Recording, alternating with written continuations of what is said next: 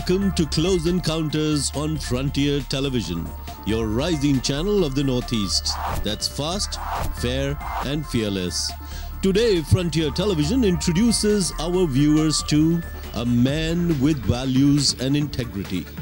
Vision to make a difference in the lives of millions in Assam, the biggest state of the Northeast. He's strong, sensitive and willing to defy the odds. A man who believes in turning the impossible into plausible.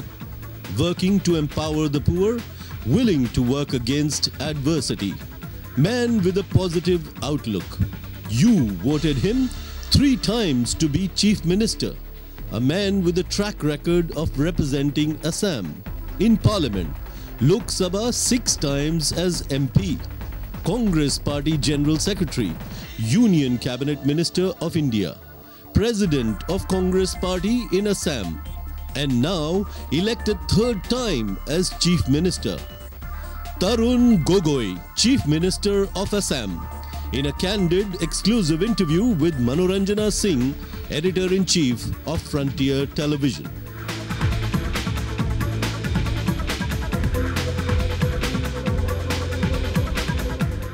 Welcome to a very special interview on Frontier TV. For our lakhs of dedicated viewers in Assam, the Northeast and across India, a hearty welcome to the Honorable Chief Minister of Assam, Shri Tarun Gogoi, from the largest state of the pretty and pristine Northeast India. It's a treat to interview a politician with the rare achievement of serving his 3rd consecutive term in office, winning with a resounding victory, not just for himself, but for the Congress Party also. Thank you, Tarunda, for this interview.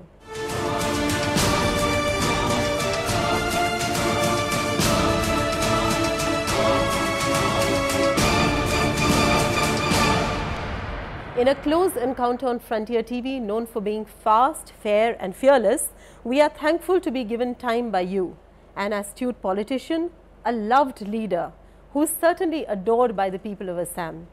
You have served 6 times as Lok Sabha member, you've been a Congress Party General Secretary, a Central Minister, twice President of the PCC and now 3 times as Chief Minister.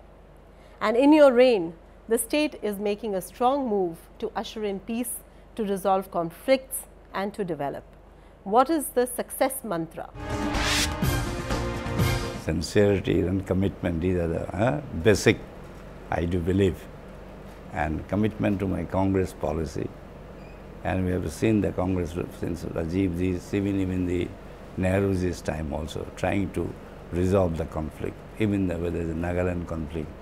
I have seen the Rajiv Ji's Punjab conflict, even Assam also, Assam Accord, even Mizoram Accord also. So the Congress has been all along trying to resolve the conflict, to bring peace and prosperity. That's commitment to the Congress. And the ideology of Mahatma Gandhi has helped me to try to sort out all the problems. So you are saying sincerity and commitment and Gandhi's ideology is your success mantra. Dada, success is one thing that is always accompanied by failures. So what do you think have been your failures, small and big? No, there are big failures also. I don't say that, as in everybody in certain respect successful, in certain respect failure also. It is a part of everybody's life also. Right. So here also, in case for checking, even if you ask me the corruption also, or your unemployment problem also, even what you call to stop the bun culture also here also. Though I have been trying our level base, I say the bun culture brings a lot of harms to the state, has already brought, and it will go on bringing. But even then we have not been able to, and the work culture we have not been able to among our own people. So that area we have been failed, no doubt about it. So you have recounted your failures as one to curb corruption also. Corruption in your government. Now that's a very strong admission that you have made, that you have been not able to curb corruption. Do you think I that don't say that it has gone down, right. I will say, but it has not been able to curb as I wish to be.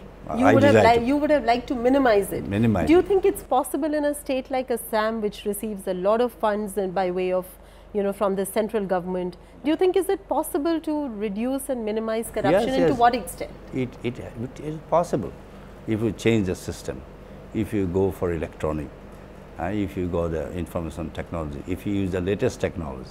It is possible. That's we have been trying our level best, and today it has been reduced, because otherwise how the roads could be. Now when you have got the better roads, even your education facilities and other facilities are much better compared to the previous. How? Yeah. Even also this RTI, it has helped also. The media also. Right. You see, all they can create an atmosphere where it can be checked. It has been checking, but not to the extent what we wish to be. Right. You're right. The media has grown leaps and bounds in the last 10 years under your tenure. You have ushered in electronic media, you have got FM radio, you've got many more vernacular newspapers, English newspapers. Media has mushroomed. But do you expect that media is playing the kind of role that it can to minimize corruption, to bring out corruption, and to usher in morality in the state? Is it really in Assam, is it really doing the work of a fourth pillar of democracy? You see, I'm not talking of the Assam also. In India, you see, definitely we expect much more role to play also. They have been playing a great role, no doubt, even in my state. Even I am talking about the whole country also. But sometimes I don't feel that they've been doing the right job also. In many cases, sometimes also, I will tell you, even recently the Jindal has exposed GTVs. You see? And there are cases here also, I know, but I don't like to expose also. You are saying that at the national level, Jindal has just exposed ZTV. But there are two sides to the story. As a media person, I must defend the media. Other side may be there, but media's role also. It is you are not saying that there is corruption in media also. Media also. And I know the person also, but I don't want to disclose it also. Yes, you are talking about the local context, where you know that there is corruption in media. Even ask me, even I know even national level also. I am not talking about local also. Right, but you don't want to say it. I don't want to say also. But if people say it, don't you think it is better for people to expose corruption, whether it is in media, whether it is in... No, also you have to prove again, then they will go on challenging. Right. Sometimes it's very difficult. Right. In many cases, even if we know a lot of things, we can't expose. And for a politician, it is more difficult than to a journalist. Of course. They have a little advantage. Yes. So you formed a government with 71 seats in 2001. Then you got a fractured mandate of 53 seats in 2006 when you formed a government with the Hagrama-led BPF. Now you have an absolute majority of 78 seats. When you have a majority like this, you can take things forward in a far more aggressive way. You have the leeway and the ability to do exactly what you want, be a monarch of your state. Do you think you have been less aggressive than people expected you to be? I mean, could you not have taken aggressive land-sweeping reforms, land-sweeping decisions? See, in a democracy, it's not easy to go for an aggressive way. You have to take everybody into confidence. You see, you can't be a monarch here. I am a democratic elected chief minister, so I am more democratic than to a monarch also. And I want to be more democratic and than to be, I don't want to dictate. I want to take everybody into confidence. And you have to take not only the ministers, your officers, you have to take everybody's, and even the people also. And you need even media also. Unless we get the full support of everybody, is no point of being aggressive. That's right. But at the same time, could you have ushered in more economic reforms? You don't lack boldness. You are known for your boldness and aggressiveness. Look at the way you have spoken on FDI in retail. You were probably, I think, the first chief minister who said, who got up and held a press conference and said, I support it. So you are capable of making those kind of sweeping reforms. But in Assam, still we haven't seen the kind of reforms. Like you said, for instance, the work culture. That is something that you said yourself, you admitted that that is something you have not been able to change. But if you aggressively decided to formulate a policy where you could direct your officers to make sure that, you know, people are on time, everything is on time, then it could bring about a change. But do you lack aggressiveness? No, no. Sometimes aggressive won't pay. You see, that's why I've been telling everybody, don't try to make a hop-step jumps.